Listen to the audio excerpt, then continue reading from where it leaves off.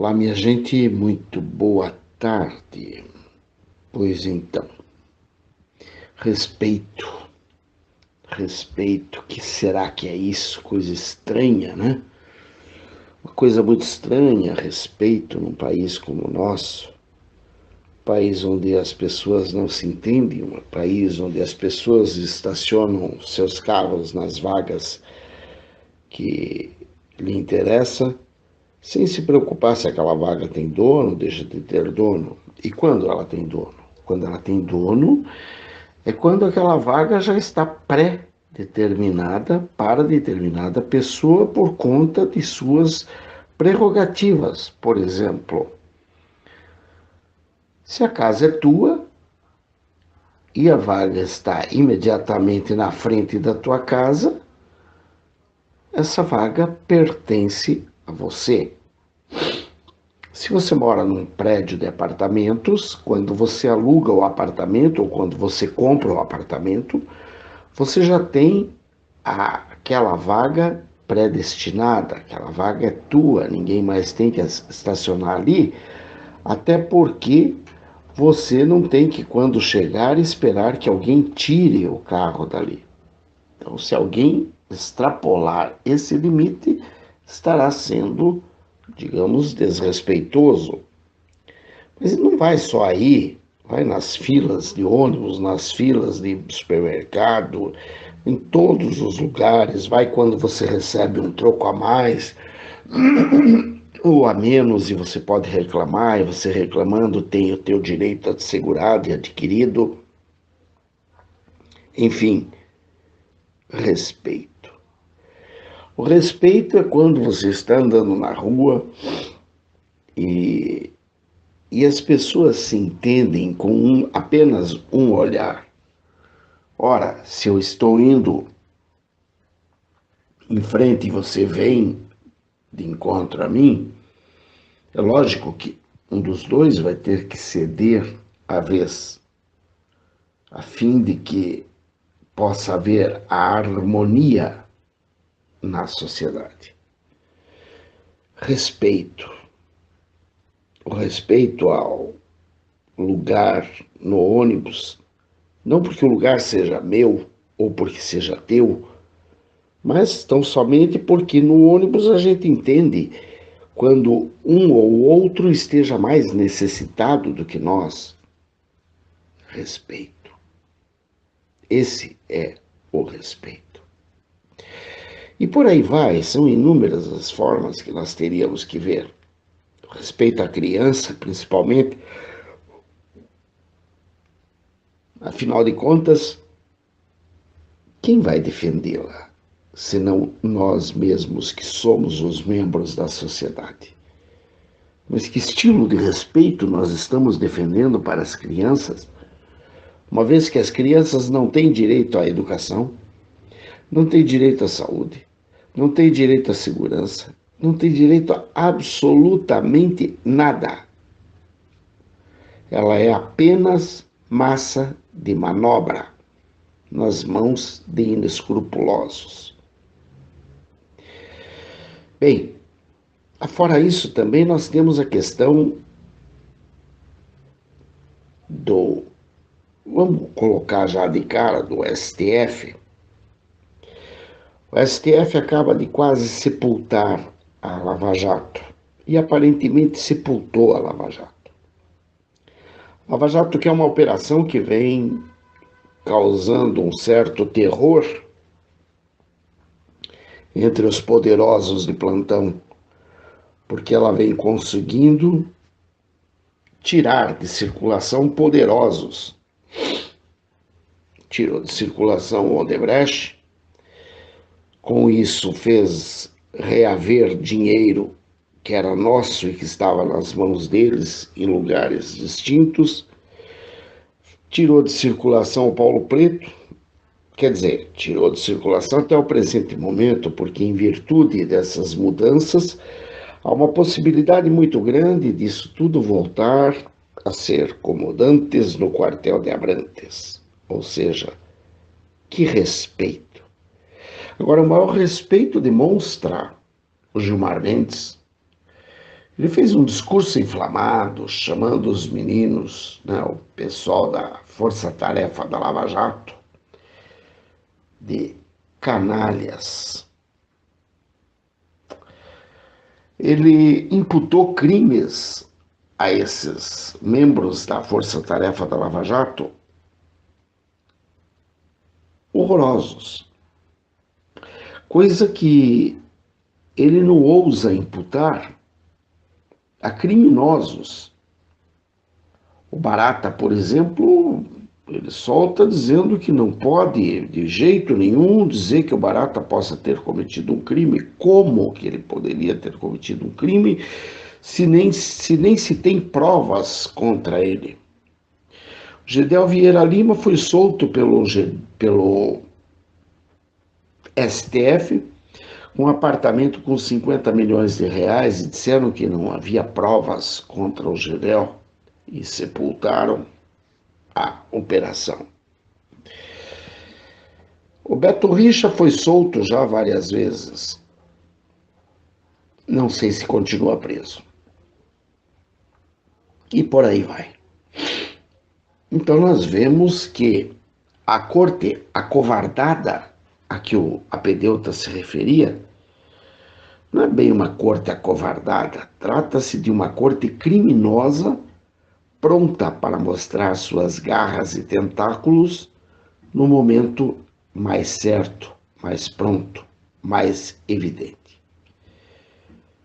É bem verdade que estava havendo um certo receio da corte de manifestar-se com mais veemência nesses casos. Um receio possivelmente das nossas Forças Armadas. Eu, sinceramente, estou esperando a resposta das Forças Armadas no sentido do que o STF, do espetáculo horrendo que o STF nos propôs, nos proporcionou ontem. Ontem não, no dia 13, se não me engano. Foi um espetáculo deprimente, um espetáculo digno do anão de Parla Gerkvist. Aquele anão que odiava toda a raça humana, especialmente a dele. Porque ele era tão baixo, tão vil, que ele não conseguia conceber que alguém podia ter algum sentimento diferente do dele. E esse anão, eu vi no discurso do Gilmar Mendes, eu vi na figura dele. Mas é claro que eu veria no Lewandowski, eu veria no Dias Toffoli, eu veria em qualquer um outro. Foi 6-5, mas não foi 6-5 porque a corte esteja dividida. Não, não foi. Foi 6-5 apenas para dar um ar de parcialidade. Melhor, de imparcialidade. Foi 6-5 para dar um ar como se aquilo ali fosse uma matéria muito controversa, muito complicada para se debater. Eles aprenderam muito bem com as urnas fraudadas. As urnas fraudadas dão sempre 50 ponto alguma coisa, contra 49 ponto alguma coisa. Para dar um ar de que a luta foi ferrenha para ganhar a eleição. E a urna fraudada está ligada diretamente ao TSE, Tribunal Superior Eleitoral, que é subalterno direto do STF. Aliás, presidido sempre por um dos altos membros do escalão do STF. Minha gente, Rui Barbosa já dizia que contra a ditadura do judiciário nada se pode fazer, porque não haveria a quem recorrer. E verdadeiramente foi isso que aconteceu. Nós tivemos aí uma decisão da Suprema Corte e não há a quem recorrer. Não há a quem recorrer por inúmeros fatos, mas principalmente porque eles é que são, como dizem nas suas próprias palavras, os supremos. Eu, eu sou franco, eu tenho esperança ainda do STF agir e tirar essas amarras em nome de Jesus. Mas é claro que ficou um pouco mais complicado. Eu não sei como que as Forças Armadas agirão. Eu tenho certeza que agirão. Agora, como que agirão, não sei. Depois disso, podemos esperar aí o aborto, a ideologia de gênero e aquela famosa ação constitucional, a ação de aquela ADO que estava para ser votada com referência à homofobia. Então podemos esperar isso porque o STF acaba de provar que perdeu a vergonha. Um homem, quando perde a vergonha, ele perde tudo o resto. Ele não tem mais nenhum limite. O STF, na figura do Gilmar Mendes, vai dizer que aqueles meninos, ele disse que combater a corrupção dava lucro. Referindo-se a que a Força Tarefa tem um acordo de repatriar uma certa importância e que ele acha que aquele dinheiro estava sendo negociado para o pessoal da Força Tarefa. Eu gostaria de lembrar a ele, bem como aos brasileiros, de que eu não conheço nenhum dos membros da Força Tarefa que esteja envolvido com o Ministério Público Federal, com a Receita Federal, por conta de patrimônio ilícito ou patrimônio em desconformidade com os ganhos. Mas eu lembro de uma pessoa que está com um problema parecido, que é justamente o Gilmar Mendes. O Gilmar Mendes, ele circulou na conta dele quase 40 vezes mais do que ele ganha. 40 vezes mais do que ele ganha. É muita coisa, gente.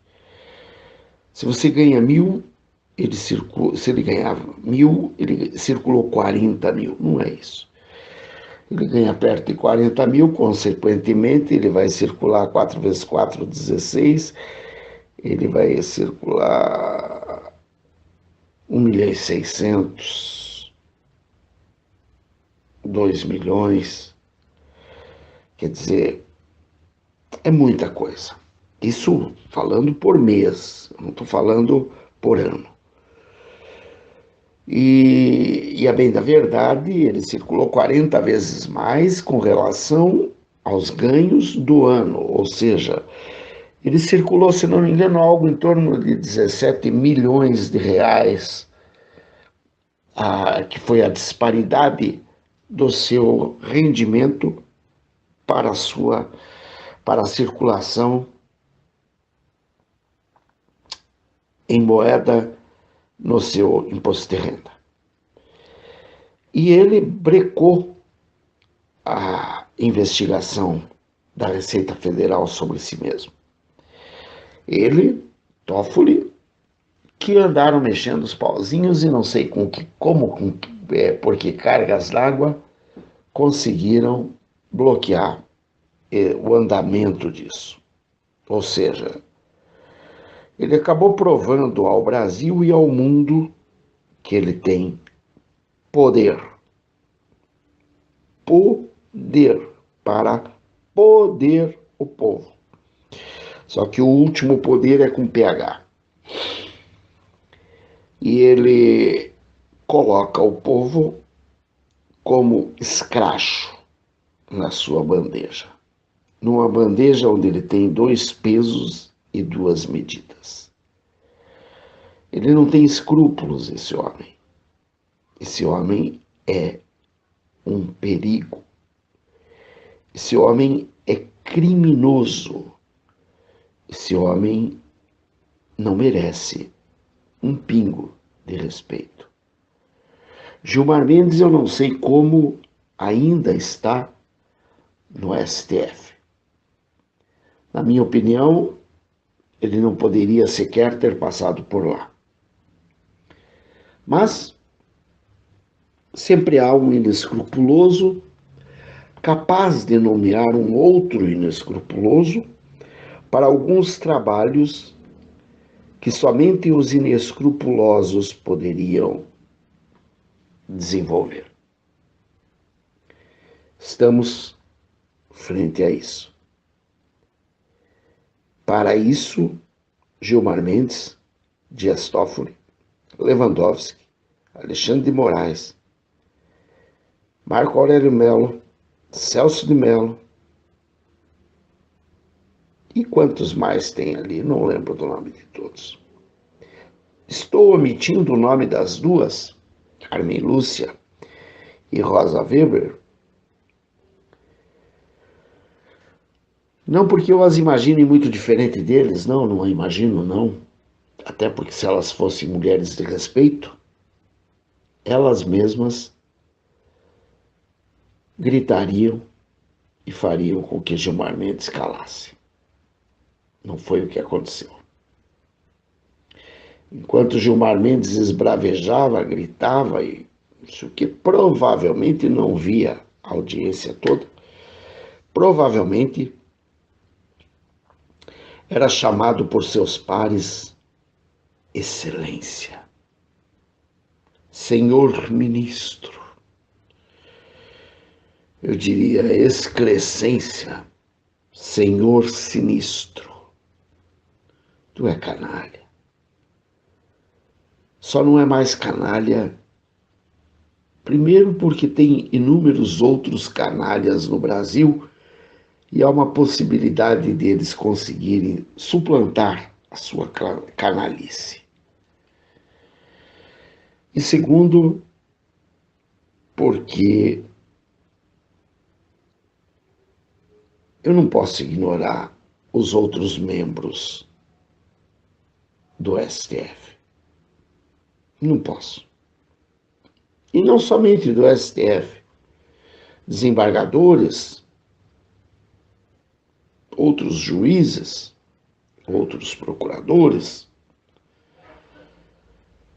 politicagem em geral, membros de todas as forças, inclusive Forças Armadas, alguns, são muito bem vendidos, estão muito bem a serviço dessas organizações criminosas. Minha gente, eu tenho certeza de uma coisa. Chegamos ao fundo do poço.